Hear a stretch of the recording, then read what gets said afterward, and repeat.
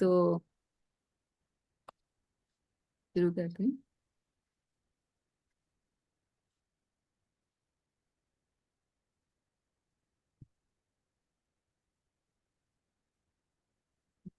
मेरे तो माता जी मैंने सुना भी नहीं, और पहले से भी क्लासेस मिस हुए हैं, पता नहीं मैं कहाँ जा रहा है। No no, you will do, you will do. चलिए लेट्स स्टार्ट। नमो विष्णुपादाय कृष्णप्रेष्ठाय भूतले श्रीमते भक्तिवेदान्त स्वामिनिति नामिने नमस्ते सारस्वते देवे गौरवाणी प्रचारिणे निर्विशेष शून्यवादी पाश्चात्य देशतारिणे जय श्री कृष्ण चैतन्य प्रभु नित्यानंद श्री अद्वैता गदाधर शिवासादि गौर भक्त वृंद। पंचतत्व। ओम नमो भगवते वासुदेवाय। ओम नमो भगवते वासुदेवाय। ओम नमो भगवते वासुदेवाय। नारायणं नमस्कृत्यां नरं चैव नरोत्तमं देवीं सरस्वतीं व्यासं ततो जयमुदीरये। नष्टप्रायेषु भद्रेषु नित्यं भागवत सेवया भगवती उत्तमश्लोकैर्भक्तिर्भवति नैष्ठिकी। सो हम पहुंच गए हैं towards the end of the second canto. हमारे कुछ 15-16 श्लोक अब बचे हैं जो आज हम कंप्लीट करेंगे। So Canto 2, Chapter 10, we're doing Shloka number 36 and onwards.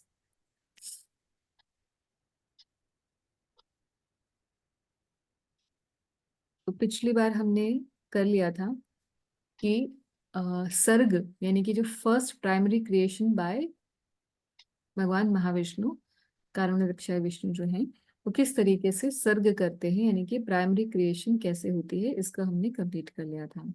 एक बार हम दोबारा से देखते हैं कि अब हमारे पास क्या पॉइंट्स बचे हैं करने के लिए। तो हम देख रहे हैं श्लोक नंबर 36 से 47 में देखेंगे विसर्ग की क्रिएशन।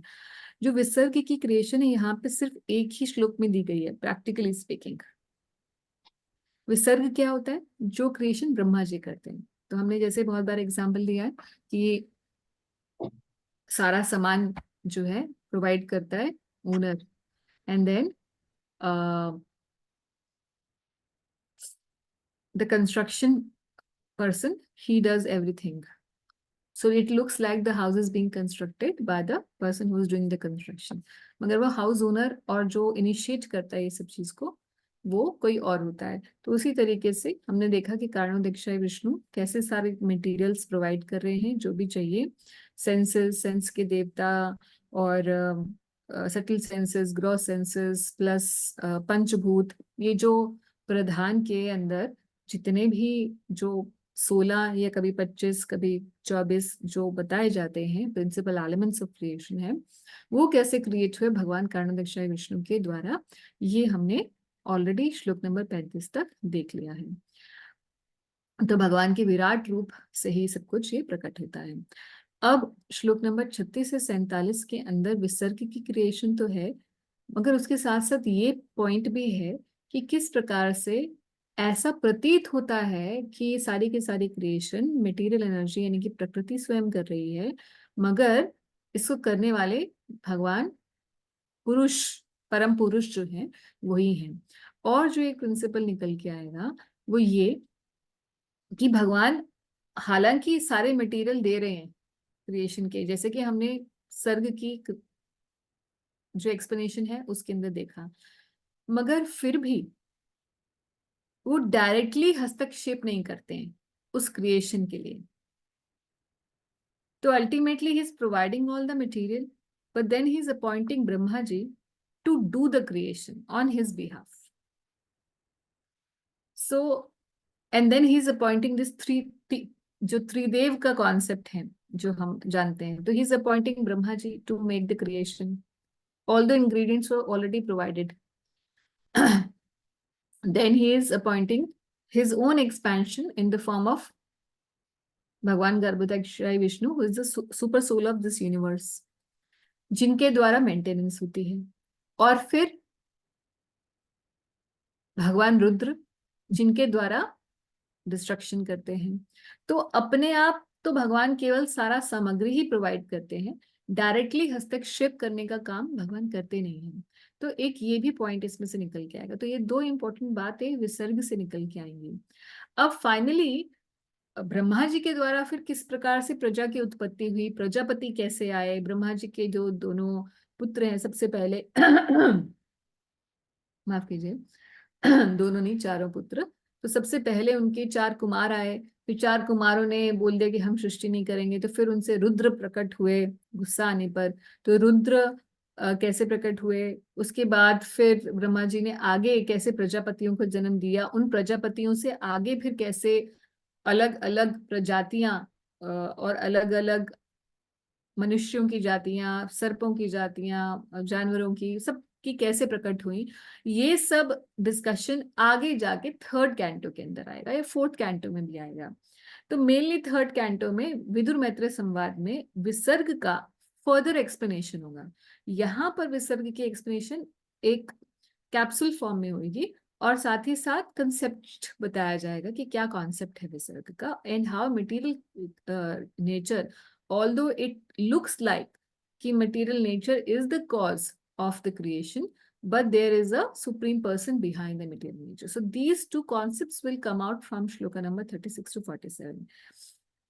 And then further, जब 47 श्लोक खत्म होगा, तो फिर विदुर मैत्रेय संवाद के बारे में शौनक ऋषि सुखदेव गोस्वामी से शौनक ऋषि पूछेंगे सूत गोस्वामी से। तो अगला कैंटो जब बनेगा, यानी कि जब 3rd कैंटो की शुरुआत होगी, इसके बाद का जो अध्याय शुरू होगा वो विदुर मैत्रेय संवाद से ही शुरू होगा कि कैसे विदुर जी गए।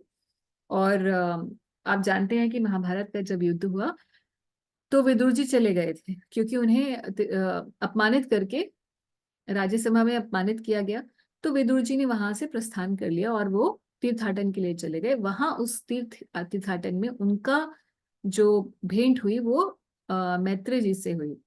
तो मैत्रेय जी से विदुर जी ने संवाद किया, और उस संवाद में वही क्वेश्चंस पूछे गए जो कि अब आप जानते हैं कि पिछले अध्याय में परीक्षित महाराज ने जब क्वेश्चंस पूछे थे, there was a huge list of questions कि मुझे बताइए अलग अलग कल्प क्या होते हैं, मनवंतर क्या होते हैं, भगवान की कथाएं क्या होती हैं, अलग अलग अवतारों की क्या लीलाएं हैं, डिवीजन ऑफ टाइम क्या है, what is the geography of the universe, ये सब पूछे थे ना परीक्षित महाराज जी ने question.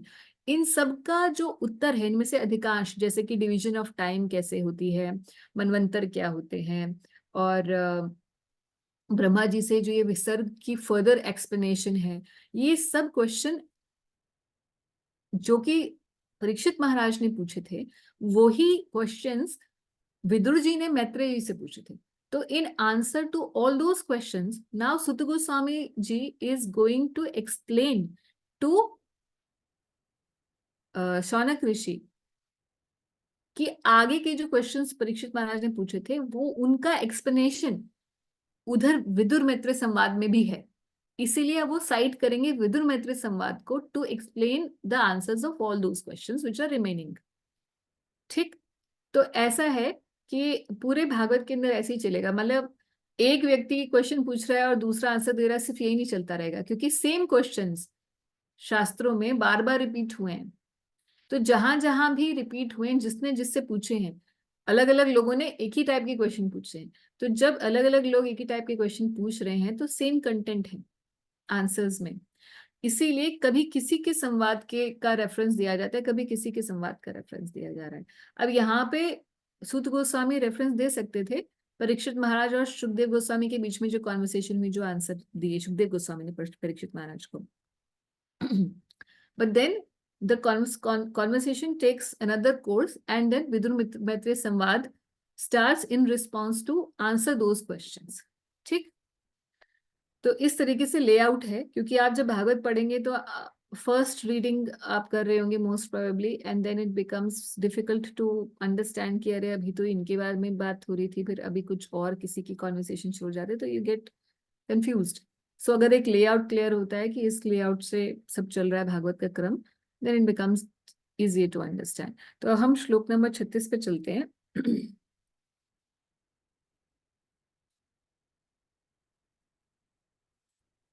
So in continuation to श्लोक नंबर 35, जो कि सर्ग यानी कि भगवान विष्णु ने क्या क्रिएशन की, प्राइमरी क्रिएशन, उसके बाद क्या होता है उसी की कंटिन्यूएशन में बताया जा रहा है ये श्लोक नंबर 36.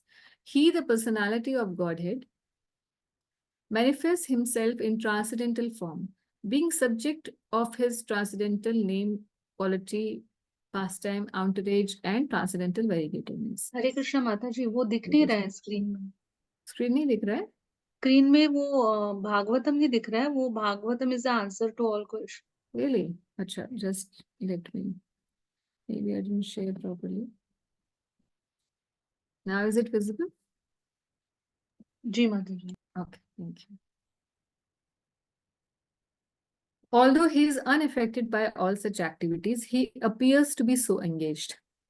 तो ये बताकर कि किस तरीके से भगवान ने क्रिएशन की, उसके बाद इमीडिएटली क्या बताया जा रहा है कि हालांकि सब कुछ भगवान ही अपने विराट रूप से प्रस्तुत कर रहे हैं, मगर still he is unaffected by all such activities. He appears to be so engage. तो हम सोचे कि भैया कोई इतना, अब हम घर, आप में से जिनको एक्सपीरियंस हो घर बनाने का, तो हालांकि कंस्ट्रक्शन किसी और को आपने, हम लोग करते हैं ना कि किसी कॉन्ट्रैक्टर को दे देते हैं, मगर उस वो कॉन्ट्रैक्टर आपको इतना भगाता है, आज लेबर नहीं आई, आज ये सामान लेके आइए, आज ये सामान लेके आइए. तो जो बनवा रहा होता है ना वो अपने बाल नोचने लग जाता है. जनरली लोगों का ये एक्सपीरियंस है, क्योंकि उसको इतना रनिंग अराउंड करना पड़ता है. या आपने भी एक्सपीरियंस किया, आपके घर में कुछ छोटा सा भी ऑल्ट्रेशन कराना होता है तो it gets very difficult. So what to speak of creating the material world itself. तो भगवान तो बहुत बिजी दिखने चाहिए, बहुत बिजी होने चाहिए, मगर भगवान इन क्रियाकलापों में हस्तक्षेप करते ही नहीं है. He appears to be so engaged, but he's unaffected by such activities. He doesn't take the onus to perform everything. What he does is that he, मतलब अगर किसी को डेलीगेशन भी सीखनी है ना, तो यहाँ से भगवान से सीखें. तो मैनेजमेंट के प्रिंसिपल्स में डेलीगेशन सिखाई जाती है कि जितना आप डेलीगेट करेंगे उतना आप ग्रो करेंगे, क्योंकि आपको अपने आप से काम नहीं करना है, आपको डेलीगेट करना है. अपने आगे 4 लोग रखें और वो चारों काम देख कर रहे हैं और आप बैठे हैं और you just managing those 4 people. हाँ, सो भगवान से डेलीगेशन देखनी चाहिए कि कैसे भगवान अनंत शक्तियों के मालिक हैं, अपने इतने विस्तार क्रिएट कर देते हैं, वही सब काम करते रहते हैं. और खुद बताओ, जैसे हम बचपन में जब पढ़ते नहीं थे तो माँ बाप क्या बोलते थे, अरे पढ़ेगा नहीं तो क्या गाय चराएगा. तो देखो हमारे शाम सुंदर तो एक्चुअली गाय चराते हैं, रोज सुबह उठ के एक ही काम है, क्योंकि he is just free to do what he wants to do, है ना. बाकी सब काम तो वो अपने शक्तियों द्वारा संपन्न कर देते हैं. तो he appears to be so engaged, right. अब श्लोक नंबर 37 से 40 के अंदर, ये 3 श्लोकों के अंदर विसर्ग को एक्सप्लेन किया जा रहा है इन अ कैप्सूल फॉर्म.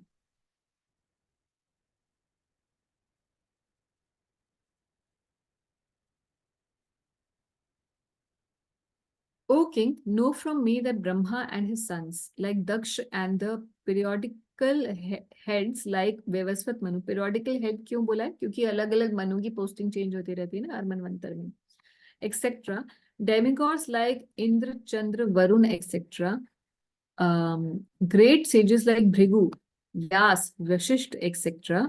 यानी कि सबकी गिनती कर रहे हैं, ब्रह्मा जी से लेके नीचे सभी अलग अलग पितरों की, अलग देवी देवताओं की और ऋषियों की, सबकी गिनती होगी.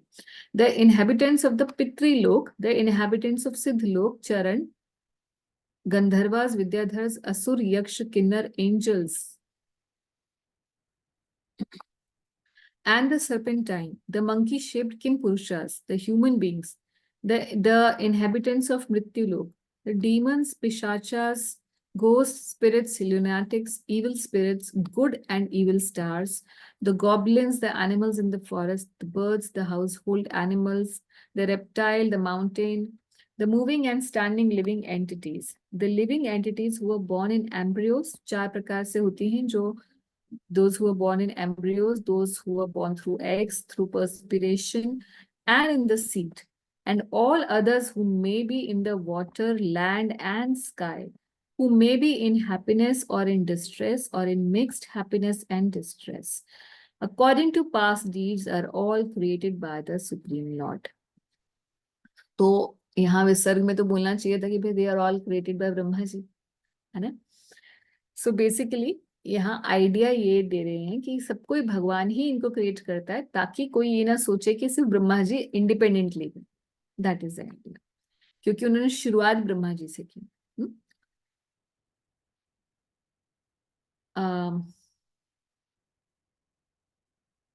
इस बात को स्थापित करते हुए, भगवान के इस भागवत के इस कथन को स्थापित करते हुए प्रभुपाद जी कोट करते हैं भगवत गीता को, जहां पर भी भगवान इसी बात की पुष्टि करते हैं। In the Bhagavad Gita the lord therefore claims all living entities as his offsprings in the following verse: सर्व योनिषु कौन्तेय मूर्तया संभवन्ति तासां ब्रह्म महद्योनिरहं बीज प्रदापिता। तो भगवान क्या कहते हैं कि सर्व योनिषु, जितनी भी योनियां हैं, हे कौनते हैं, उन सब, वो सब क्या है, मेरे ही, मैं ही बीज प्रदाता पिता हूं उनका। तो ultimately Krishna takes everybody, he tells that he is a source of creation. So material nature is compared to the mother. Although every living being is seen to be coming out of mother's body, still it is a fact that the mother is not the ultimate cause of such birth. The father is the ultimate cause of the birth. So इसी तरीके से material creation में भी है कि हालांकि दिखाई ये देता है कि प्रकृति सब कुछ कर रही है, उसी के द्वारा चलायमान है, मगर अल्टीमेटली भगवान बता रहे हैं कि उस प्रकृति को गर्भस्थ भी भगवान करते हैं अपनी दृष्टिपात से। तो इसीलिए दो व्यूज आ जाते हैं, जो शक्ति के उपासक हैं तो बोलते हैं आदि शक्ति जो महेश्वरी हैं, माँ जगदम्बा, वही परम है, उन्हीं के द्वारा सारी सृष्टि चलायमान है, उन्हीं ने सबको जन्म दिया है, क्योंकि वो सबकी माँ है ना। तो यहीं पर ये बात थोड़ा सा इसलिए कंट्रोवर्सी आ जाती है उस फेथ के जो उपासक हैं उनके द्वारा, और जो वैष्णव है उनके द्वारा। The material nature is one of the energies of the Lord, as we know from 7.4 Bhagavad Gita. The material nature is inferior in comparison to the living entities, and the superior nature and inferior nature of Lord combines together to manifest the whole universal affairs. तो finally सब कुछ भगवान की के द्वारा ही संपन्न हो रहा है। इसीलिए हम लोग बार बार बोलते हैं ईश्वर परमा कृष्णा सच्चिदानंद विग्रह अनादिर आदिर गोविंद सर्व कारण कारण, सभी कारणों के कारण वही है। तो अल्टीमेटली इस माया जगत के कारण, इस भौतिक जगत और इस आध्यात्मिक जगत जो हमारी दृष्टिगोचर नहीं है, उसके भी कारण भगवान ही है।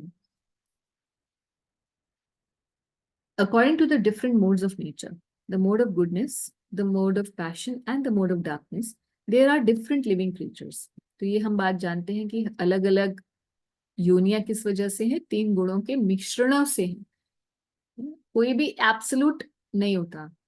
जैसे मान लीजिए कि हम अपने बारे में सोचें तो सुबह सुबह हम उठते हैं, भगवत गीता जप करते हैं, उसका उच्चारण करते हैं ना, सुबह उठते ही हमारा यही काम होता है, भगवत गीता करते हैं और उसके बाद पाठ करके फिर हम जप करते हैं भगवान का, फिर सुबह हम कुछ लेक्चर सुनते हैं, पूजा करते हैं, तो बड़ा ही स्पिरिचुअल सा हमारा मॉर्निंग होता है। मगर उसके बाद दिन भर में हम क्या करते हैं, ऐसी भी एक्टिविटीज करते हैं जो मोड ऑफ पैशन में होती हैं, काम करना, बाकी दुनियादारी की काम करना, और रात को सो भी जाते हैं, तो मोड ऑफ इग्नोरेंस भी है। तो nobody is just particularly only in one mode. There are different living creatures depending on which mode is prominent in that person, है ना। जो मोड प्रोमिनेंट होता है उसके हिसाब से यूनियन है। who are known as demigods, human beings and the hellish living entities. So basically for those जिनका prominent nature सत्वगुण का है, उनको देवी योनि है प्राप्त। जिनका प्राइमरी मोड जो सबसे ज्यादा में प्रभावी है वो रजोगुण का है, तो उनको ह्यूमन बर्थ मिलता है। और हेलिश लिविंग एंटिटीज मतलब जो नीचे के लोकों में है, वो सब क्या है, जिनका तमोगुण प्रोमिनेंट है। O king even a particular mode of nature, यहाँ पे वही बात आ गई, being mixed with another two is divided into three. बात समझे आप, कि एक जैसे सत्वगुण है, जब वो रजस और तमस में से प्रभावित होता है तो सत्वगुण और रजोगुण से मिलके एक अलग मिश्रण बनता है। सत्वगुण और तमोगुण जब आपस में मिलते हैं तो एक अलग कॉम्बिनेशन बनता है। तो आपने बहुत सारे ऐसे देखे होंगे, स्पेशली एक जो तंत्र उपासक होते हैं वो अध्यात्म का भी अनुसरण अनुसरण कर रहे होते हैं, तो उतना तो उनका सात्विक प्रवृत्ति है क्योंकि अध्यात्म से ही वो उठा रहे हैं अपना सब कुछ, बट साथ ही साथ वो उस तंत्र का प्रयोग जो है एक गलत तरीके से कर रहे होते हैं। तो सत्व और तमस आपस में मिल जाता है। ठीक है, so it's a classic example of कि सत्व और तमस का टुगेदर कॉम्बिनेशन क्या होगा। या सत्व और रजस का कॉम्बिनेशन देखा जाए तो रावण में देखा जा सकता है, क्योंकि रावण जो था प्रकांड पंडित था, सारे शास्त्रों का ज्ञाता था और महादेव का बहुत बड़ा भक्त भी था, और साथ ही साथ रजोगुणी इतना जबरदस्त था कि वो पूरा ऐश्वर्य चाहता था सब, और लक्ष्मी जी को भी वो चाहता था कि उसी के पास रहें। तो इस प्रकार से ये एक कॉम्बिनेशन है। तो अलग अलग चीजों से एक ही के अंदर और तीन, और फिर उस मतलब 1 एंड देन 3 कैटेगरीज, आप सोचिए फ्लो चार्ट में, और फिर उस एक के भी आगे 3 विभाग, और हर एक के ऐसे ही बहुत सारे विभाग बनते चले जाते हैं। तो then as many living entities are there in this world, how many are there? Uncountable. उतने कॉम्बिनेशंस बन जाते हैं। हालांकि भागवत में 3rd कैंटो में आता है कि अबाउट 81 कॉम्बिनेशंस बनते हैं इस तरीके से जाकर, बट आगे बताया जाता है कि अनलिमिटेड कॉम्बिनेशंस है, क्योंकि you and I R different, कोई भी दो लोग सेम नहीं है। even though we are the same species, even though I may have a brother or sister born at the same time, मगर कुछ ना कुछ डिफरेंट होगा। क्यों? क्योंकि जो गुणों का मिश्रण है जो हम पिछले समय से अपने अंदर कैरी करके आ रहे हैं वो डिफरेंट है, तो अलग गुणों के मिश्रण की वजह से अलग अलग स्वभाव रहते हैं। So being mixed with the other two is divided into 3, and thus each kind of living creature is influenced by the other modes and acquires its habit also. The living entity individually are being conducted by a particular mode of nature, but at the same time, there is every chance of being influenced by the other two. Generally, all conditioned souls in the material engagement are influenced by the mode of passion, because every one of them is trying to lord over the material nature to fulfill material individual desires, especially so in the human beings. But in spite of the individual mode of passion, there is always a chance of being influenced by the other modes of nature by association. एक बात को हमेशा हमें ध्यान रखना है, कई बार जब हम सुनते हैं और हम स्पेशली जब 14 चैप्टर या 17 चैप्टर डिस्कस करते हैं भगवत गीता का, जहाँ पर 3 गुणों की चर्चा आरंभ होती है, तो कई लोग यही क्वेश्चन पूछते हैं कि माता जी हम सत्वगुण कैसे बढ़ाएं अपना, हम कैसे सात्विक बन सकते हैं, क्योंकि सत्वगुण जो है वो एक सीढ़ी के समान है जिसके बाद ही आध्यात्मिकता शुरू होती है। अगर आप तमोगुण में हैं तो आप आध्यात्मिकता में फलित नहीं हो सकते। आपको सुबह उठने की आदत ही नहीं, आप क्या जप करोगे? जो जप करोगे वो रजोगुण या तमोगुण के समय में करोगे, तो आप उससे जो बेनिफिट्स हैं वो डिराइव नहीं कर पाओगे। तो हम कैसे अपना सत्वगुण बनाएं? तो सिंपली एक ही बात है, द की इज एसोसिएशन। जिस गुण में आप जाना चाहते हो उस गुण के साथ संग करना है केवल। तो सुबह का समय सत्वगुण के समय के साथ संग करिए, सत्वगुण के सत्वगुणी लोगों के साथ संग करिए, सत्वगुणी आहार के साथ संग करिए, सत्वगुणी विचारों के साथ संग करिए। आपके जितने भी इंद्रियां हैं वो सत्वगुण के संपर्क में उन्हें ले आइए, तो अपने आप सात्विक होते चले जाएंगे। बात यह है कि केवल associations is the key to increasing the mode. अभी अब अगर आप मान लीजिए कोई व्यक्ति नॉर्मली सब उसका चलता है, मगर आध्यात्मिक में है मगर कुछ ऐसा खाना पीना शुरू कर देता है जो तमोगुणी आहार है या रजोगुणी आहार है, ऐसा खाना शुरू कर देगा तो नेचुरली चेतना जो है सत्वगुणी रह नहीं पाएगी। भले वो अपनी साधना कर रहा होगा मगर उसे लगेगा क्या हुआ, डामाडोल हो गया सब कुछ, है ना। तो इस तरीके से बात ये है कि we increase our modes or decrease our modes of nature simply through association. So if one is in good association, he can develop the mode of goodness. And if is in bad association, he can develop the mode of darkness or ignorance. Nothing is stereotyped. तो ऐसा नहीं है कि जो एक जगह है वो वहीं फिक्स रहेगा, सिंपली एसोसिएशन से चेंज होता है। हम लोग अपना ही खुद का एग्जाम्पल देख लें, है ना। तो हम लोग कैसे चेंज हुए, किसी न किसी ऐसे व्यक्ति के टच में आए जो भक्त था, भले ही वो बहुत कोई उन्नत भक्त ना हो, है ना। जनरली हम जब टच में आते तो जरूरी नहीं है कि हम किसी प्योर डिवोटी के टच में इमीडिएटली आ जाते हैं, हम किसी नॉर्मल भक्त के, जो कि भी मिश्रित भक्ति होगा, है ना, उसके टच में आते हैं जनरली, जो खुद भी अभी शुरुआत हुई है या कोई बहुत एक लेवल पर नहीं पहुंचा है, मगर फिर भी उसके टच में आते ही हमारी सब गंदी आदतें छूट जाती हैं। ऐसा हुआ, हम सबके साथ ही हुआ है। तो हम सब एग्जाम्पल है, nothing is stereotype, nobody is fixed, modes can change their influence on you depending on what association you choose to follow. Simply it's that.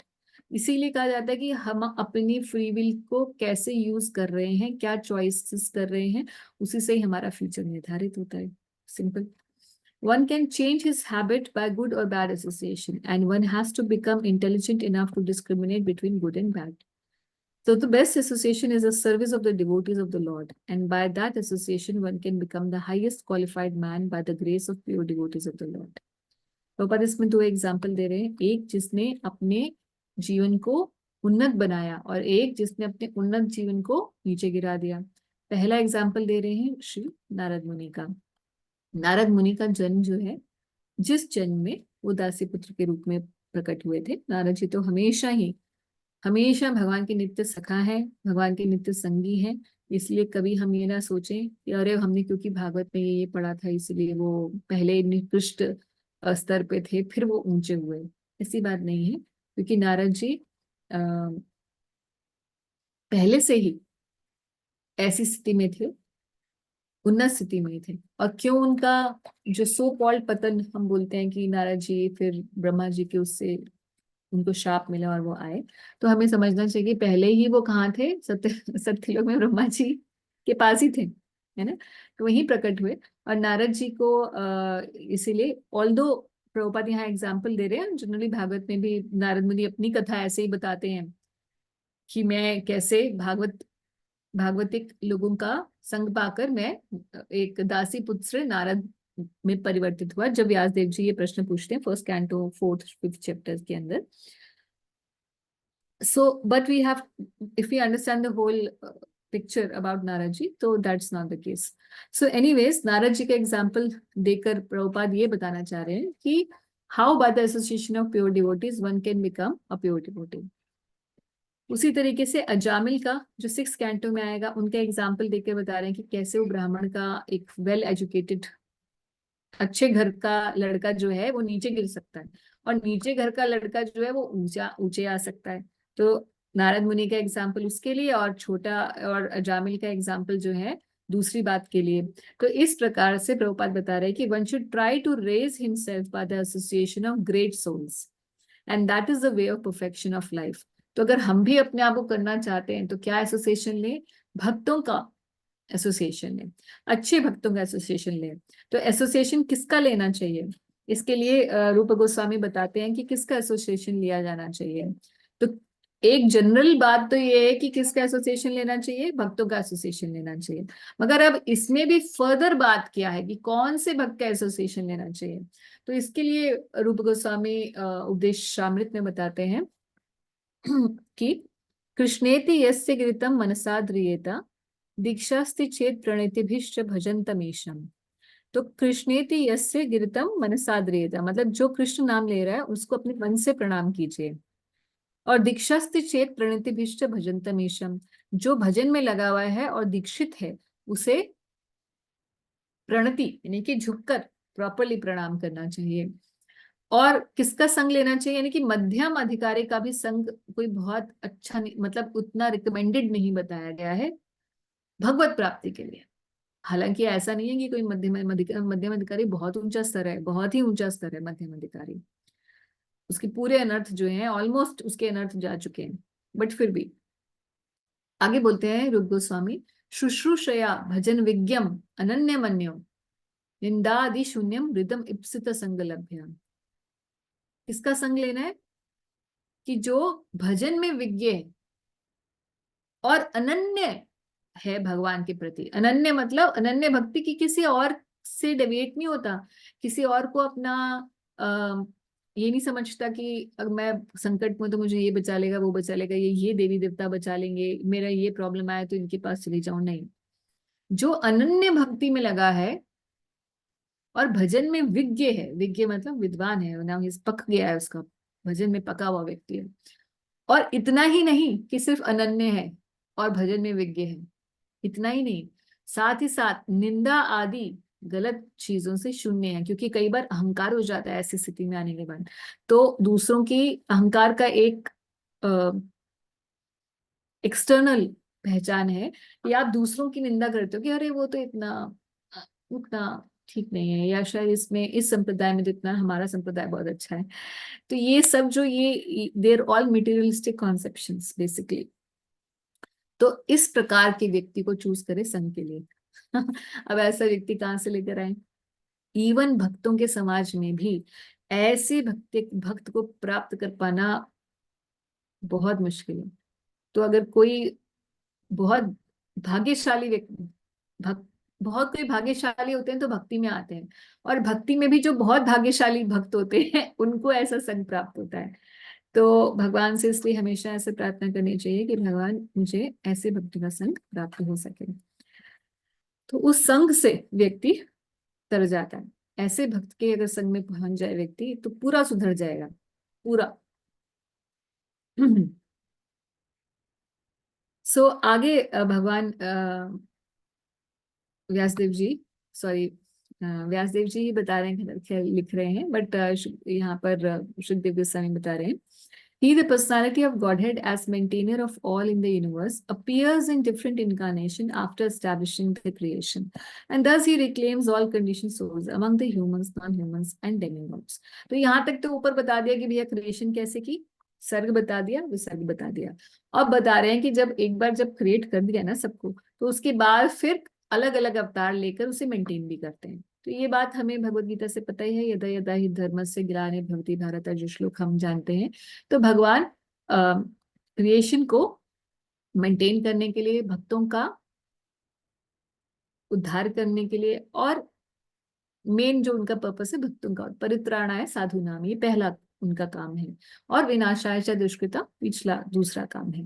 तो इस प्रकार से भगवान अलग अलग अवतार लेते हैं। वही जो श्लोक है यदा यदा ही धर्मस्य और परित्राणाय साधु नाम भगवद गीता का, वही श्लोक एक तरीके से ये उसी श्लोक को बताया जा रहा है। तो आप देखेंगे कई जगह भागवत के और भगवद गीता के श्लोकों का जो मूल मीनिंग है वो सेम रहेगा। तो यहाँ पर in progression to the creation, now this is what is being discussed, कि किस तरीके से भगवान अलग अलग अवतारों से भगवान आते हैं और इस सृष्टि में धर्म की स्थापना करने आते हैं। तो इसी में अब हम देखेंगे गौरनिताय, जिनकी हम आज नित्यानंद प्रभु का हम आविर्भाव तिथि मना रहे हैं।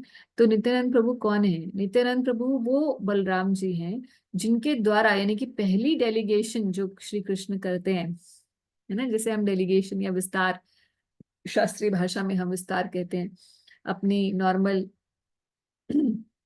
मैनेजमेंट भाषा में हम डेलीगेशन कह लें। तो पहला जो विस्तार है भगवान का, श्री कृष्ण का, वो बलराम जी के रूप में है। और यही बलराम जी जो आगे सभी विष्णु अवतारों में अपने आप को विस्तृत करते हैं और अल्टीमेटली पूरी क्रिएशन को, ये जो तीन पुरुष हैं, कारणोदक्षाय, क्षीरोदक्षाय और गर्भोदक्षाय विष्णु, ये तीनों ही एक्सपेंशन बलराम जी के हैं, further and further expansion of Balram ji. तो यही बलराम जी, यही नित्यानंद प्रभु का आज आविर्भाव तिथि भी है। और कैसे भगवान अलग अलग अवतारों को लेकर, तो उन्होंने अलग अलग प्रकार से धर्म की स्थापना की ही, और कलयुग में भगवान ने संकीर्तन धर्म की स्थापना की, इस काम के लिए आए। इसलिए गौर निताय जब आए गौरांग महाप्रभु और श्री नित्यानंद प्रभु, तो नित्यानंद प्रभु ने ज्यादा कंट्रीब्यूट किया इन अ वे। कैसे? क्योंकि उन्होंने सेट किया एग्जाम्पल इवन महाप्रभु के लिए।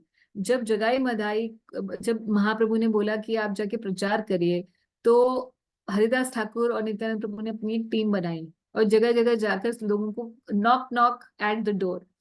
और कोई, आप सोचिए आपके घर में कोई नॉक नॉक करे, आप दरवाजा खोलें तो वो बोलेगी अरे आप, हम आपसे हाथ जोड़ के प्रार्थना करते हैं कि आप भगवान का नाम जप करिए। तो आपको लगेगा कि थोड़े सेंटिमेंटल लोग हैं। कोई लोग जो अच्छे आध्यात्मिक होंगे तो बोलेंगे बहुत अच्छा आप काम कर रहे हैं, और जो लोग वैसे ही होंगे जो कि इस दुनिया में ज्यादातर दूसरे टाइप के ही लोग होते हैं, तो बोलेंगे कि तुम क्या पागल हो, तुम यहाँ कोई चोरी वोरी करने आए हो, गार्ड को बुलाते हैं, हम दोबारा मत आ रहे हैं यहाँ पे। तो ऐसा नित्यानंद प्रभु को भी फेस करना पड़ा है। तो he was like, he is the original preacher of Krishna consciousness. और इन रिस्पॉन्स टू दिस, जब वो जगाई मधाई के पास पहुंचे तो जगाई मधाई ने तो उन्हें अपशब्द ही नहीं किए, बल्कि मधाई ने उन्हें पत्थर भी मारा, हाँ, फिजिकल हर्ट भी किया। तो श्री चैतन्य महाप्रभु ने अपना चक्र जब ये देखा तो भगवान वहां प्रकट हुए महाप्रभु, और महाप्रभु ने अपना चक्र हाथ में उठा लिया उसको मारने के लिए। मगर नित्यानंद प्रभु ने उनके चरणों में पढ़ के यही विनती की कि भगवान, ये अवतार आपका इस चीज के लिए नहीं हुआ, यहाँ पे आप चक्र वक्र नहीं चला सकते। आप कौन से अस्त्र लेके आए हो? आप इस अवतार में आपके अस्त्र होंगे खोल और, यानी कि मृदंग और करताल। तो करताल और मृदंग के अस्त्रों से आपने यहाँ पर दुष्टों का दमन करना है। ये अवतार आपका संकीर्तन की स्थापना के लिए। तो महाप्रभु को भी उन्होंने वापसी करवाया कि अब इनका उद्धार करिए आप। इसीलिए दोनों, यानी कि महाप्रभु और श्री श्री चैतन्य महाप्रभु और नित्यानंद प्रभु, दोनों को एस्टैब्लिश किया प्रभुपाद जी ने पूरे वर्ल्ड के अंदर। क्यों? क्योंकि प्रीचिंग करने के लिए जो मेन फोकस है नित्यानंद प्रभु, मेन जो प्रचारक है नित्यानंद प्रभु है। क्योंकि महाप्रभु तो भाव की अवस्थाओं को दर्शाए बहुत ज्यादा, मगर नित्यानंद प्रभु ने प्रचार का जो कार्य था, अगर आप डिटेल में चैतन्य चरितामृत पढ़ेंगे और बाकी महाप्रभु से रिलेटेड ग्रंथ पढ़ेंगे तो आप देखेंगे कि basically after a particular time Mahaprabhu was totally into his own self by showing that how a devotee should absorb in the complete self and in the remembrance of Krishna. But Nityananda Prabhu till the end he just kept preaching. So इस तरीके से भगवान अलग अलग अवतारों में आते हैं, मेंटेन करते हैं। तो इसीलिए हम कहते हैं कि संकीर्तनेक पितरो बोलते हैं हम, निताय गौर सुंदर को हम क्या बोलते हैं कि आप, जो बहुत फेमस कृष्णदास कविराज गोस्वामी के द्वारा स्तुति है, गौर निताय का युगल प्रणाम मंत्र है ये, कि आजानु लंबित भुजो, तो प्लूरल में है आजानु लंबित, यानी कि बहुत, किनकी उनकी जो आर्म्स हैं they are touching their knees, ऐसे व्यक्ति को आजानु लंबित बोलते हैं। तो आजानु लंबित जिनकी भुजाएं हैं, आजानु लंबित भुजो कनकावदातो, और जो कैसे दिखते हैं, गोल्डन फॉर्म है। एक व्यक्ति के लिए नहीं बोल रहे, ओ बोल रहे हैं, तो इसका मतलब प्लूरल है, द्विवचन में है। और आगे क्या बोलते हैं, संकीर्तनेक पितरो कमलायताक्षो, जो संकीर्तन के पिता हैं। कमलायताक्षो विश्वाम्भरो, विश्व का भरण पोषण करने वाले। विश्वाम्भरो द्विजवरो युग धर्म पालो, वंदे जगत प्रिय करो करुणावतारो। तो हे करुणावतार निताय गौर सुंदर, आप संकीर्तन के पिता हैं, आप कमलायताक्ष हैं, द्विजों में आप सर्वोत्तम शिरोमणि हैं। तो दोनों के लिए स्तुति करते हैं। हाँ? तो इस प्रकार से भगवान अलग अलग अवतारों में इस प्रकार आकर सृष्टि की मेंटेनेंस करते हैं। तो कलयुग में भगवान कैसे मेंटेनेंस करते हैं, ये अवतार लेते हैं। और फिर जब सृष्टि खत्म करनी होगी तो क्या करेंगे, thereafter at the end of the millennium the lord himself in the form of Rudra the destroyer will annihilate the complete creation as the wind displaces the crowd. जैसे आती है कई बार तेज हवा आती है और सारे बादल छट जाते हैं, उसी तरीके से रुद्र जो हैं आएंगे और वो सफाई करके चले जाएंगे। तो भगवान का इस प्रकार से 3 रूपों में रहता है। So Prabhupada again the same, the trinity का कॉन्सेप्ट है, त्रिदेवों का कॉन्सेप्ट है, उसी को प्रभुपाद लिख रहे हैं। Similarly the whole creation is made by the supreme God in his form of Brahma. It is maintained by him in the form of Vishnu and destroyed by him in the form of Rudra or Shiva, all in due course. तो ये तीनों किसके अवतार हैं? ये तीनों ही भगवान के गुणावतार हैं, भगवान श्री हरि का ही एक्सपेंशन है। अब ब्रह्मा जी के बारे में प्रभुपाद आगे और बताएंगे कि समटाइम्स भगवान विष्णु ही ब्रह्मा बन के आते हैं, कभी कभी किसी लिविंग एंटिटी को, ये बात आगे आएगी इसके अंदर। So the great transcendentalists thus describe the activities of the Supreme Personality of Godhead, but the pure devotee deserves to see more glorious things in the transcendence beyond these features. अब यहाँ पर उन्होंने बता दिया कि सृष्टि शुरू कैसे हुई, उसका मटेरियल कैसे आया, उसका सर्ग यानी कि प्राइमरी क्रिएशन कैसे हुई, उसकी विसर्ग यानी कि ये सब जो हम प्रकृति में सब इतने सारे लिविंग क्रिएचर्स देख रहे हैं वो कहाँ से आए। उसके बाद उन्होंने ये भी बता दिया कि मटेरियल नेचर उसका कॉज नहीं है, अल्टीमेटली भगवान ही उसके कॉज है। ये भी बता दिया कि उसकी क्रिएशन और करने के बाद मेंटेनेंस भी करते हैं भगवान अलग अलग अवतार लेके, और ये भी बता दिया कि बाद में उसको सफाचट भी कर देते हैं रुद्र अवतार में। ठीक, यहाँ तक सृष्टि की शुरुआत से लेकर अंत हो चुका। ठीक, सारी बात कंप्लीट करने के बाद कह रहे हैं कि ये बातें जो हमने अभी डिस्कस की, हे परीक्षित महाराज, ये जो बातें हमने डिस्कस की, सो जो बहुत उन्नत भक्त होते हैं ना, वो इन बातों से ये बातें उनको यहाँ तक की नॉलेज तो ठीक है, अच्छी लगती है, मगर उनको इससे भी ज्यादा भगवान के बारे में जानना होता है। तो ये जो आपने प्रश्न पूछे ना, ये इन जनरल भी लोग पूछते रहते हैं कि ये सृष्टि कहाँ से बनी। आप देखेंगे कि आप ऑफिसेज में देखिए, कई लोग बोलते हैं हाँ ये कहाँ से भगवान ने ये सब बना दिया, तो कोई लेना देना नहीं होगा उसे भक्ति से कुछ भी, मगर उसकी जिज्ञासाएं रहती हैं। तो सारी साइंटिफिक फर्टर्निटी के लोग ऐसे ही होते हैं, उनकी जिज्ञासा है कि कहाँ से सृष्टि बनी, कैसे कैसे सब आया, मगर भगवान से कोई लेना देना नहीं होता। तो इस टाइप इतनी तक की जिज्ञासा तो नॉर्मल जीवात्माएं करती हैं। बट कह रहे हैं those who are pure devotees, जो भगवान के भक्त हो जाते हैं, they deserve to see more glorious things. उनको भगवान के इस सृष्टिकर्ता वाले फीचर, ये जो उनकी सृष्टिकर्ता वाली भगवान की जो जॉब है ना, इसके अलावा भी भगवान के बारे में बहुत कुछ जानने के लिए वो डिजर्व करते हैं। भगवान के बारे में इससे आगे भी बहुत बातें हैं, मगर बाकी लोग उसको डिजर्व नहीं करते जानना, इसीलिए वो भगवान को एक माखन चोर के रूप में, या राधाकांत के रूप में, या गोपीचंद वल्लभ के रूप में, या गिरिवरधारी के रूप में वो अप्रिशिएट नहीं कर पाएंगे। क्यों? क्योंकि उनमें डिवोशन नहीं है। वो सिर्फ ये जानना चाहते कि भगवान मतलब कोई सत्ता है, बड़ी सत्ता है जिसने सब कुछ बनाया और जो सब कुछ प्रलय लेकर आ जाएंगे, यानी कि somebody who is very very big, a big guy, the big boss, है ना। बस वहीं तक ही उनकी ये है। तो सारे रिलीजन्स अगर हम देखें, गिन लें कौन से रिलीजन, 4-5 प्रमुख रिलीजन्स हैं इस दुनिया के अंदर, सब वहीं पर ही जाके समाप्त हो जाते हैं। गॉड इज ऑल माइटी, अल्लाह, बस ही इज ऑल माइटी, या क्रिश्चियनिटी में भी वहीं तक समाप्त। तो वहां तक समाप्ति है। अधिकांश इस पृथ्वी पर जितने लोग धर्म के पालन करते हैं, उनमें से भी यहीं तक उनकी समाप्ति है। मगर कह रहे हैं कि उसके बाद भी डिजर्व, भगवान के और भी फीचर्स हैं, उनके स्वीट फीचर्स भी हैं, उनके पर्सनल फीचर्स भी हैं, उसको जानने का अधिकार केवल प्योर डिवोटीज का है।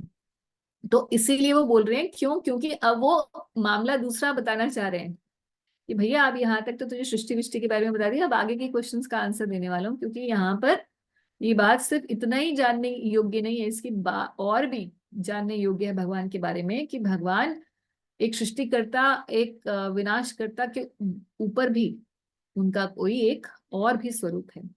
There is no direct engineering by the Lord for the creation and destruction of the material world. तो यहाँ साफ बता रहे हैं कि भगवान डायरेक्टली हस्तक्षेप देकर ना तो इस सृष्टि को रचयिता करते हैं और ना ही अपने डायरेक्टली आकर इसका विनाश करते हैं. What is described in the Vedas about his direct interference is simply to counteract the idea that material nature is the creator. तो डेफिनेटली श्लोक बहुत सारे हैं शास्त्रों के अंदर. एक श्लोक प्रभुपाद जी यहाँ पर उद्धृत किए हैं पर्पट के अंदर, जिसमें बता रहे हैं कि everything is created by Brahma. Maintained शास्त्र श्रुति का एक श्लोक उद्धृत करते हुए बोल रहे हैं प्रभुपाद कि सब कुछ ब्रह्म के द्वारा प्रकट होता है, ब्रह्म के द्वारा ही उसे संभाला जाता है, उसकी संभाल होती है और ब्रह्म के द्वारा ही उसको बाद में खत्म कर दिया जाता है, उसका प्रलय हो जाता है. ये सारी सृष्टि जो है ब्रह्म के द्वारा चलती है, चलायमान है. तो यहाँ ब्रह्म शब्द से वैदिक शास्त्रों ने बताया. कई बार ब्रह्म की अलग अलग इंटरप्रिटेशन करके लोग मटेरियल नेचर को के लिए भी ब्रह्म बोल देते हैं. जैसे अभी हमने पीछे श्लोक पढ़ा था, तासाम ब्रह्म महद्योनेर अहम बीज प्रतापता. तो वहां पे भी मटेरियल नेचर को ब्रह्म की उपाधि दे दी गई थी. तो इस प्रकार से बहुत जगह मटेरियल नेचर को हेतु बताया जाता है और कई जगह पर ये भी फिर श्लोकों में बताया जाता है कि सब कुछ भगवान के द्वारा है. तो जैसे इस श्लोक में जो कि प्रभुपाद जी ने उद्धृत किया, उसमें ब्रह्म की बारे में वेद श्रुति शास्त्र ये कहते हैं कि भगवान ब्रह्म मतलब भगवान की ब्रह्म ज्योति या परम सत्ता को इंडिकेट करते हुए बताया जा रहा है कि भगवान सब कुछ कर रहे हैं. और वही वेदों में कुछ और पार्ट्स में बताया जाता है कि मटेरियल नेचर सब कुछ कर रही है.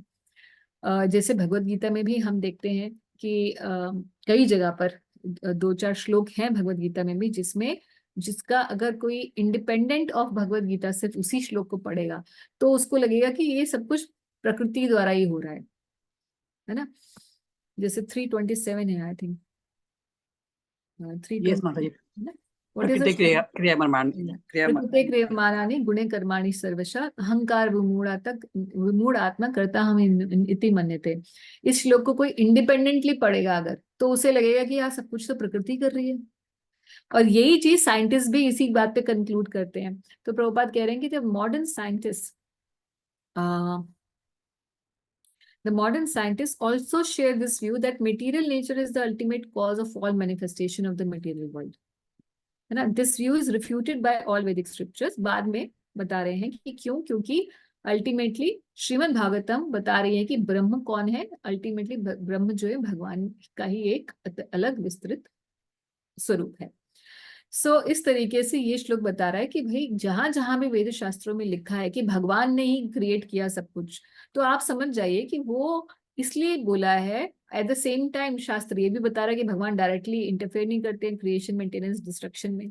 तो कैसे समझे कि करते हैं या नहीं करते हैं?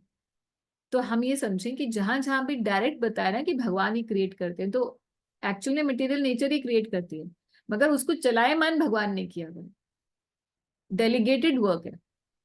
बस इतनी बात है. ये that's what this shloka is actually referring to. Okay.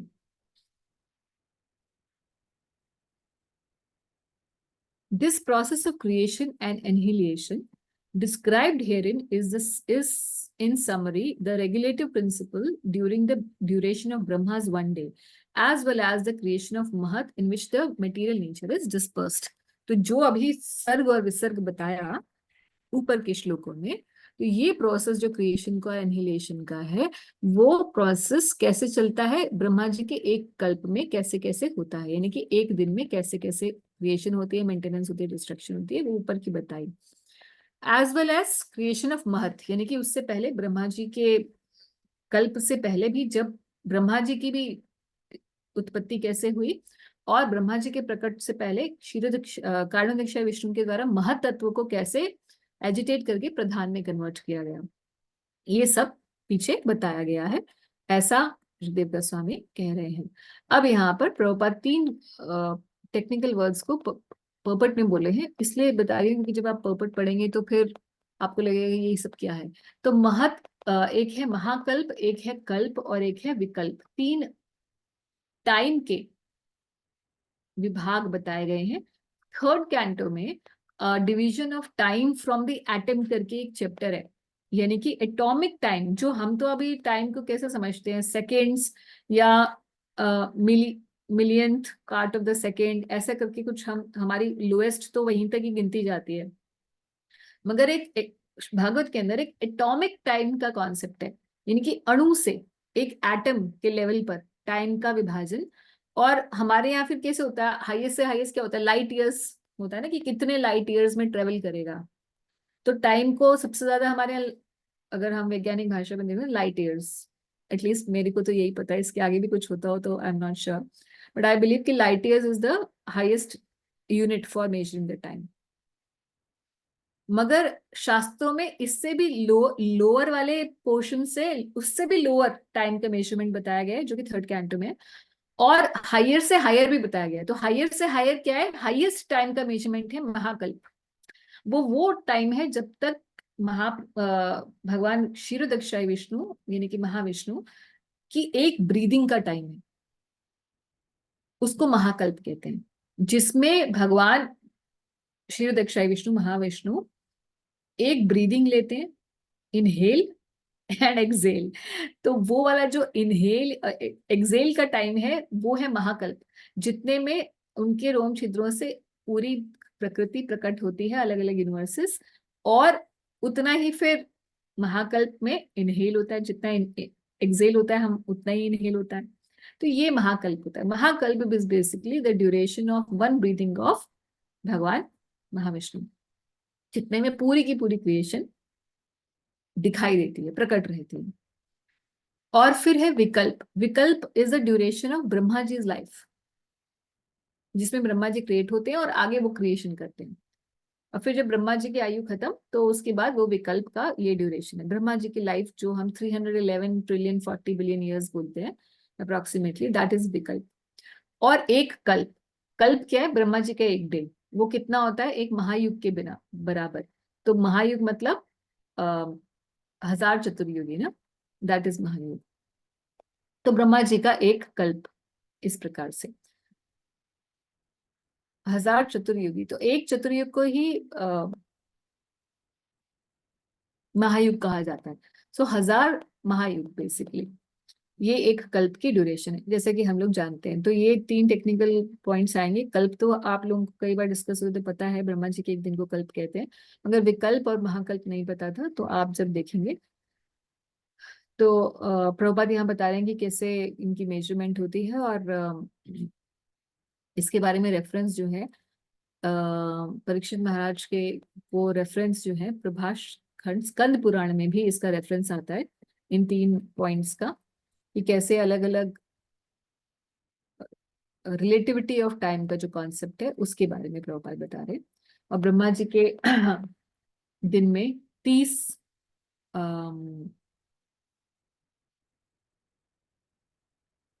जो ऊपर ये लिस्ट दी हुई है, ब्रह्मा जी की 30 कल्पों की लिस्ट दे रखी है।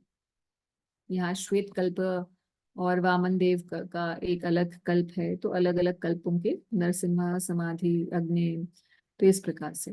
So there are Brahma's days only. These are Brahma's days only, and he has to live months and years. So we can just imagine how many creations there are in one kalp. Then again, there is Vikalp, which is generated by the breathing of Mahavishnu, and it is stated in Brahma Samhita. The Brahma lives only during the breathing period of Mahavishnu. So the exhaling and inhaling of Vishnu is Mahakalp, and all these are due to the Supreme Personality of Godhead. For no one else is a master of all creation. तो आप जब पढ़ेंगे तो आप ध्यान रखिएगा आपको। सो अब जो है ये सर्ग और विसर्ग की जो पूरा डिस्कशन था उनका क्लोज हो रहा है।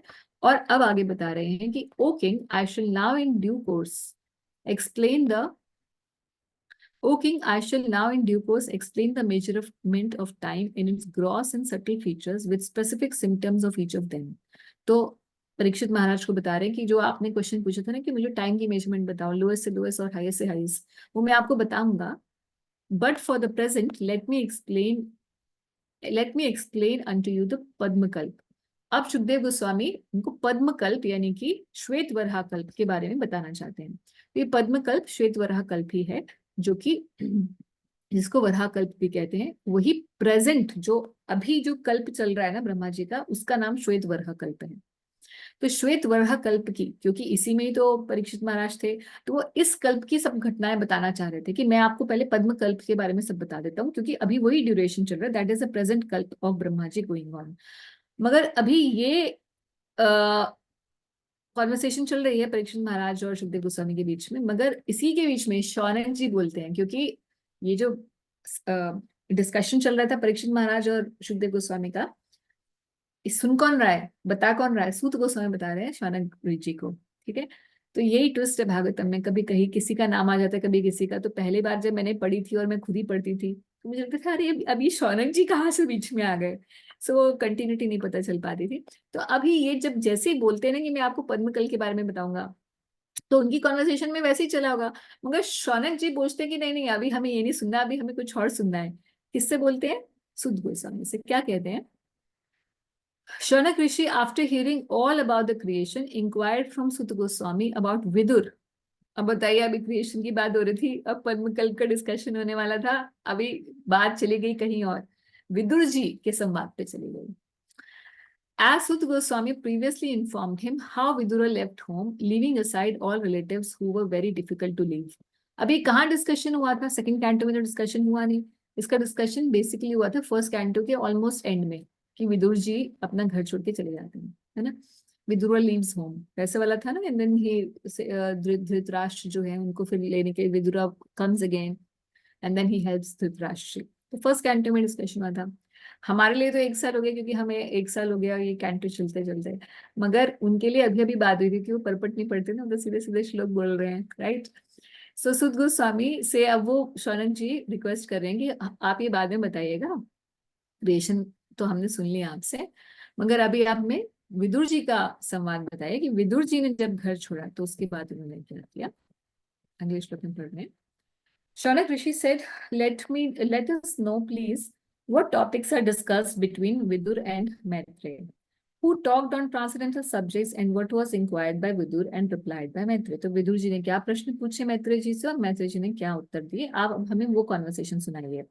Also, please let us know what was the reason for Vidur's giving up the connection of family members and why he again came home. Please also let us know the activities of Vidur while he was on the place of pilgrimage. तो तीर्थाटन के समय विदुर जी कहाँ कहाँ गए, किस किस से मिले, और स्पेसिफिकली मैत्रेय जी से मिलने के बाद विदुर जी ने क्या सीखा, क्या प्रश्न पूछे, उन्हें क्या उत्तर मिले, ये बात वो जानना चाहते हैं। तो अब देखिए प्रभुपाद इसको बहुत अच्छे से बता रहे हैं। Sri Sutta Goswami was narrating the topics of creation and destruction, but it appears that rishis headed by Shaunak were more inclined to hear the transcendental subjects which were on a higher level than the physical. ठीक है, अब पढ़ेंगे और उसके बाद देखेंगे प्रभुपाद कैसे view point change करेंगे। देखिएगा, बड़ी क्लासिक सी बात प्रभुपाद जी के बारे में भी हम समझेंगे अभी कि कैसे वो श्लोकों को कनेक्ट करते हैं और उन्हीं की कई बार दो दो सिद्धांतों को प्रस्तुत करते हैं। There are 2 classes of men, namely those who are too much addicted to gross body and material world, and the others on the higher level who are interested more on the transcendental knowledge. तो ऐसे बहुत सारे लोग हैं जो भागवत को उठाते हैं, उसके अंदर से सिर्फ क्रिएशन ही पढ़ रहे होते हैं, लिटरली। और हम जैसे लोग हैं कि हम सोच रहे हैं कि भैया अब ये क्रिएशन वाला खत्म हो, हमें भगवान की लीलाएं पता चले, है ना। तो क्रिएशन वाला topic no doubt Prabhupada ji ने ही पहले बोला है कि ये क्रिएशन के टॉपिक्स भी भगवान की लीलाएं ही हैं। इनको कोई ये ना सोचे कि ये कम है भगवान की द्वारका लीला वृंदावन की लीला से, है ना। हमने पीछे शायद पिछली क्लास में, उससे पिछली क्लास में प्रभुपाद जी की किसी पोपट में मैंने ये हाईलाइट करके ये बात बताई थी। But at the same time now Prabhupada is saying कि ऐसे बहुत सारे लोग हैं जो इसमें ज्यादा इंटरेस्टेड होंगे, मगर जो हायर लेवल के डिवोटीज होंगे उनका इसमें बहुत ज्यादा रुझान नहीं होगा, और प्रैक्टिकली ऐसा ही हम डिवोटीज में देखते हैं। Srimad Bhagavatam gives facility to everyone, both to the materialist and the transcendentalist. And by hearing Srimad Bhagavatam in the matter of Lord's glorious activities, both in the material world and in transcendental world, men can derive equal benefit. Benefit उसको equal मिलेगा, क्यों? क्योंकि वो भगवान की कथा ही सुन रहा है। The materialists are more interested in physical laws. जैसे मैंने बताया कि कई लोग होते हैं बोलते हैं कि कैसे क्रिएशन हुई, उसी में इनका इंटरेस्ट है।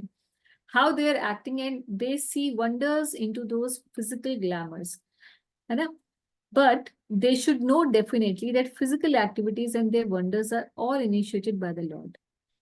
एग्जाम्पल दे रहे हैं प्रभुपाद, द रोज फ्लावर, एक गार्डन है उसमें रोज फ्लावर है, तो उसकी शेप, उसका कलर, वो कैसे पैदा हुआ, कैसे उगा, उसमें कौन सी मैन्योर होगी, उसका लाइफ स्पैन क्या होता है, ये सब उसकी फिजिकल लॉज है। हाँ? मगर इस फिजिकल लॉ के बिहाइंड उसका एक प्रभुपाद जी की लैंग्वेज में पढ़ते हैं, there is a direct behind this physical law there is direction of the complete consciousness of supreme lord, कि भगवान की चेतना, कि कैसी सुंदर चीजें भगवान बनाते हैं, क्या भगवान कितने सुंदर आर्टिस्ट हैं, ये वाला जो ऐसी वाली सोच रखते हैं भक्त, इस वाले सोच पर ध्यान देना चाहते हैं। Otherwise, things cannot take shape so systematically. The artist draws a picture of a rose very nicely with all attention and artistic sense. Yet it does not become a perfect thing as a real rose. हम रोज बनाए, बहुत अच्छा बनाए, मगर भगवान के जैसे नहीं बना पाएंगे। इसी से हमें पता चलता है कि हमारी जो भगवान के प्रति जो एक लगाव होता है कि भगवान आपके कितने सुंदर गुण हैं, आपको एक छोटी सी चीज भी आपने कैसे परफेक्टली बनाई है। How Krishna, you so perfect, you so wonderful, you marvellous, है ना। ऐसी चेतना, ये बात जो रस लेकर भक्त ये सुनना चाहते हैं। सो प्रभुपाद कह रहे हैं कि ये slightly it's a higher, although benefit सबको मिलेगा, चाहे कोई वो सुने, भगवान की सृष्टि की लीला सुने या भगवान की वृंदावन लीला सुने, मगर रस के माध्यम में जब बात आती है तो प्रभुपाद यही प्रभुपाद है। कुछ लोग पहले पर्पट में कह रहे थे कि दोनों सेम है, और यही प्रभुपाद है इस पर्पट के अंदर बिल्कुल कॉन्ट्रेक्टरी बात कर रहे हैं कि जो डायरेक्ट क्रिएशन को ही देखना चाहते हैं उससे थोड़ा सुपीरियर होते हैं वो जो भगवान की पर्सनल चीजों को जानना चाहते हैं। इसीलिए अभी एक श्लोक पीछे हमने पढ़ा ना कि जो रियल ट्रांसेंडेंटलिस्ट होते हैं, they deserve to know more than just the creation, that the lord's creative work. तो in support of that Prabhupada is writing this. So दोनों बातें प्रभुपाद जी ने बोली हैं, मगर देन रिलेटिव इंपॉर्टेंस में प्रभुपाद जी इस बात को बता रहे हैं। तो इसीलिए एक बात को ध्यान रखिएगा, कई बार भक्त लोग जो है ना ऐसे पूरा तो पढ़ा नहीं होता प्रभुपाद जी के, उसको भी जानते नहीं, उनका राइटिंग स्टाइल भी नहीं जानते, उनकी बुक्स भी बहुत ज्यादा पढ़ते नहीं है, और नॉर्मली जो है अगेन आई एम सेइंग कि सिर्फ यूट्यूब पे लेक्चर सुनते हैं, तो उससे ना कंप्लीट नॉलेज डेवलप नहीं हो पाती है। और उस वजह से आप देखेंगे कि उन्होंने किसी लेक्चर में सुना प्रभुपाद जी ने ये बोला है, ठीक है, अब वो प्रभुपाद जी ने ये बोला तो बोला होगा, मगर प्रभुपाद जी ने दूसरी जगह कुछ और भी बोला होगा उसी बात को रिफ्यूट करते हुए। ठीक, तो अगर कोई भक्त बोले कि अरे नहीं नहीं, आपको सृष्टि के ये सब लीलाएं सुननी चाहिए, प्रभुपाद जी ने बोला है कि सृष्टि की लीलाएं जो है वृंदावन की लीलाओं से कोई कम नहीं है, तो बोला है डेफिनेटली भागवत के अंदर ही बोला है, हम देख ही रहे हैं, मगर फिर आपने तो सिर्फ यूट्यूब पे ही सुना, आपने तो आगे का तो पढ़ा ही नहीं, ये प्रभुपाद जी ने इसके बारे में और भी क्या बोला, तो इसलिए आधा ज्ञान रह जाता है। इसलिए प्लीज आप सभी ना सुनते हैं, बहुत अच्छी बात है, सुनना भी चाहिए, hearing is a principle of devotion, of the 9 नवदा भक्ति का प्रिंसिपल है, मगर रीडिंग इज मोर कंप्लीट, वो आपको सब बात बता देगी, पूरी समग्र रूप से पता चल जाएगा। ओके, लास्ट श्लोक है, श्री सुध Goswami explained, I shall now explain to you the very subjects which were explained by the great sage in answer to King Parikshit's inquiries. Please hear them attentively. हाँ, तो अब वो बता रहे हैं, सुध गोसाई बोल रहे हैं कि जो भी आपको वो जो क्वेश्चंस परीक्षित महाराज ने पूछे थे उन्हीं को मैं एक्सप्लेन करूंगा विदुर मैत्रेय संवाद में। ऐसे लिख नहीं रहे, बोल नहीं रहे, मगर अल्टीमेटली वो वही करने वाले हैं अगले कैंटो से।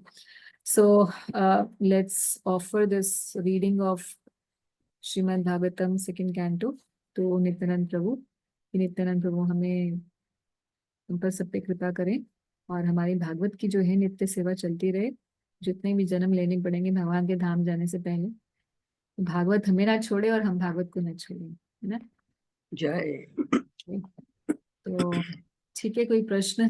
वैसे तो बहुत सरल था आज का, but still if you have any questions माता जी, हम लोग सुपीरियर है ना माया से, फिर भी हम लोग फंसते हैं क्योंकि डिजायर्स की वजह से। Yes, that's true, it is like that, क्योंकि जड़ पदार्थ से हम चेतन है ना, इसीलिए हम सुपीरियर हैं।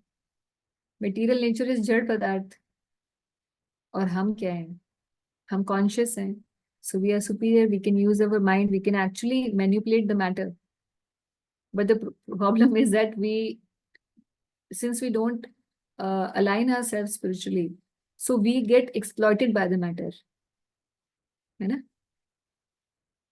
लोग इसलिए तो बोलते हैं मटेरियलिस्टिक हो जाते हैं, मुझे ये चाहिए, मुझे वो चाहिए, मुझे वो चाहिए। सारी पोजेशंस मटेरियल होती हैं, मैटर होता है, सिर्फ इनर्ट मैटर। जी So माता consciousness goes there. That's the point. ठीक है जी। सो जी माता जी। बहुत धन्यवाद माता जी इतनी अच्छी तरह से व्याख्या करने के लिए। आप लोगों का धन्यवाद, आपके चक्कर में मेरा भी हो जाता है रिविजन। नहीं, एक सेकंड को भी हटने को दिल नहीं करता। धन्यवाद। तो अब सेकंड कैंटो हमने कंप्लीट कर लिया। मुझे लगता है थर्ड कैंटो शुरू करने से पहले इट्स वेरी इंपॉर्टेंट कि हम जो हमारे day to day spiritual life है उससे रिलेटेड जो पॉइंट्स हैं उनको हम ज्यादा डिस्कस करें, क्योंकि हम फिलॉसफी पढ़ते जाएंगे मगर फिर हमारी एप्लीकेशन कम हो जाती है। तो एप्लीकेशन हमारी बढ़ती है अभिधेय तत्व के जो ग्रंथ है उनको पढ़ने से। जो एप्लीकेशन होती है, कॉन्सेप्ट तो हमें यहाँ दिख रहे हैं, संबंध हमें पता चल रहा है, अभिधेय तत्व के लिए स्पेसिफिकली जो ग्रंथ लिखे गए हैं उनको पढ़ने से हमारा प्रैक्टिस ऑफ डिवोशन नरिश होता है, प्रखर होता है। और वो ग्रंथ हमारे लिए प्रभुपाद जी के द्वारा जो दिए गए हैं, है तो श्रील रूप गोस्वामी द्वारा दिए गए, प्रभुपाद जी ने उसकी कमेंट्रीज लिखी हुई हैं। तो nectar of devotion and nectar of instruction, मेरे हिसाब से हमें नेक्टर ऑफ इंस्ट्रक्शन पहले स्टार्ट करना चाहिए, and once nectar of instruction we complete, then we can move on to some portions of nectar of devotion, and then we can further divide, then again we can come back to Bhagavatam, third canto पे वापस आ सकते हैं। तो Yes, next माता week जी। से I think we will start nectar of instruction, Upadeshamrita पहले श्लोक से शुरू करेंगे। मैं बहुत डिटेल स्टडी नहीं करूंगी, क्योंकि बहुत डिटेल स्टडी में तो फिर आप 2-3 साल वही करते रह जाओगे, और एटलीस्ट इतना जितना कि हमारे लिए एवरीडे लाइफ के लिए इम्पोर्टेंट है, एवरीडे डिवोशनल लाइफ के लिए इम्पोर्टेंट है। ठीक, that is the idea. NOI then. We are starting NOI. NOI, yes, that's Upadeshamrita, Hindi में उपदेशामृत और इंग्लिश में nectar of instruction Prabhupada ji ने कहा है रूप गोस्वामी द्वारा। ये 11 केवल इसके अंदर श्लोक हैं, और इनका अब जो मॉर्निंग प्रोग्राम में आते हैं डिवोटीज वो तो जानते हैं, हम लोग उपदेशामृत का एक एक श्लोक बार बार कर रहे हैं रिसाइट, और देन सिर्फ एक ही रह गया है, अभी हम 10वें श्लोक पे हैं, तो सबको कंठस्थ भी हो गया है ऑलमोस्ट। रूप गोस्वामी की कृपा से अगला भी श्लोक करके हम इसको पूरा ये एक ग्रंथ हमें कंठस्थ हो जाएगा। Yeah. Very beautiful thing. और जिसको कंठस्थ हो जाए तो रोज आप जब सुबह प्रेयर्स करते हैं तो आप इसको रिसाइट कर सकते हैं, दैट इज द ब्यूटी। फिर आप वो अभिधेय प्रोसेस जो है every day you can remind yourself of that अभिधेय process simply by reciting 11 shlokas. Very beautiful thing. वरना पिछला भूल जाते हैं मैं। हाँ, पिछला भूल जाते हैं। तो मैंने बड़ी मुश्किल से 4 श्लोक याद किए थे, पर अब रिपीट करती नहीं रही तो आज लगता जैसे याद ही नहीं। तो हम लोग क्या करेंगे ना, अपना नेक्टर ऑफ इंस्ट्रक्शन जब शुरू करेंगे तो हम लोग हर बार 11 श्लोकों का पाठ कर लिया करेंगे। Yeah, that will be correct. इससे सबके वो 11 श्लोक अच्छे से कंठस्थ हो जाएंगे। जी। तो रोज ऐसे कर सकते हैं, 11 लोग या हम में से कुछ लोग जो है जो वॉलंटियर करेंगे, तो एक एक भक्त एक एक श्लोक बोल देगा। तो That's nice. हाँ, तो उससे सबका रहेगा कि सबको सब श्लोक टर्न में आ जाएंगे सबके लिए। ठीक है, जी। चलिए। तो नित्यानंद प्रभु के आविर्भाव तिथि की आप सबको बहुत बहुत शुभकामनाएं। आपको भी माता जी। Thank you, Mataji. Hare Krishna. Same to you. Hare Krishna. Hare Krishna.